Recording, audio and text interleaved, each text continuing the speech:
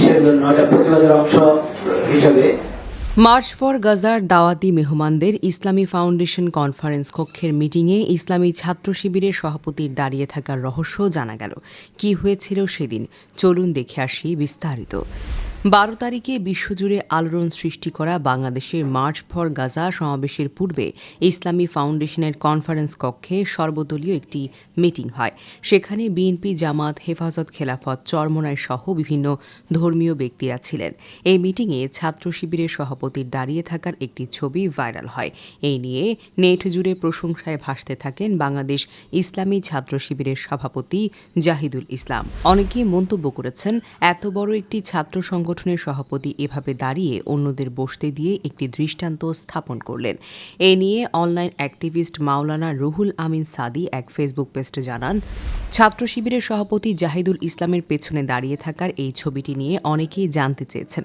মূলত ওই দিন দুপুরে মার্চ ফর গাজার দাওয়াতি মেহমানে যারা তাদেরকে ইসলামী ফাউন্ডেশনের কনফারেন্স কক্ষে জামায়াত হওয়ার জন্য অনুরোধ করা হয়েছিল, সেখানে জাহিদও অতিথি হিসেবে উপস্থিত ছিলেন।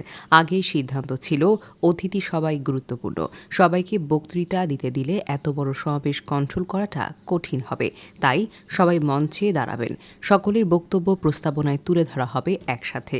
কিন্তু এই যে কাউকে বক্তব্য দিতে দেওয়া হবে না, এই সিদ্ধান্ত এবং বিস্তারিত রোডম্যাপ মুফতি আব্দুল মালিক হাফি আগের মাধ্যমেই ঘোষণা দেওয়ার জন্য আবারও সবাইকে জমায়েত করা হয়।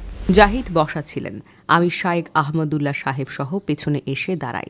জাহিদ নিজের সিট থেকে উঠে অনেকটা জোর করে সেখানে বসিয়ে দেন আমাকে। এত বড় একটি সংগঠন, একটি ঐতিহ্যবাহী শহীদি কাফেলার কেন্দ্রীয় সভাপতির অথচ একটু অহংকারও নেই, সবসময় হাস্যোজ্জ্বল চেহারা নিয়ে থাকেন। এটা এই সময়ে আমাদের নিকট অবশ্যই গুরুত্বপূর্ণ বিষয়। রাজনৈতিক চেয়ার নিয়ে যখন কাড়াকাড়ি ধাক্কাধাক্কি হয়, এমনকি প্রেস রিলিজে নাম আগে পরে দেওয়া না হয়, এই নিয়ে খুনাখুনি পর্যন্ত হওয়াটা আমাদের রাজনৈতিক কালচার। সেই সময় এরকম একটা দৃশ্যের সাথে পরিচিত হওয়াটা অবশ্যই তাৎপর্যের দাবি রাখে। আমরা যেই স্লোগান দেই, এই শতাব্দী হচ্ছে ইসলামী বিজয়ের শতাব্দী, এই বিজয় আসবে এইসব বিনয়ী ও ডেডিকেটেড তরুণদের হাত ধরে ইনশাআল্লাহ। তার এই পোস্টের মন্তব্যের ঘরে সোলাইমান কবির মাসুম নামে একজন কমেন্ট করেছেন, আপনাকে সম্মানিত করে শিবিরের সভাপতি নিজে সম্মানিত হলেন, তার প্রিয় সংগঠন শিবিরকে সম্মানের অনন্য উচ্চতায় নিয়ে গেলেন। অলিউর রহমান নুমান লিখেছেন, রাজনৈতিক চেয়ার নিয়ে কাড়াকাড়ি ধাক্কাধাক্কির এই যুগে এরকম বিনয়ী দৃশ্য অবশ্যই বিশেষ তাৎপর্যের দাবি রাখে। আল্লাহ এসব ছাত্রনেতাদের দ্বীনি ও ঈমানি চেতনা এবং আলেম উলামাদের প্রতি শ্রদ্ধের কোটা আরও পূর্ণ করুক, আমিন।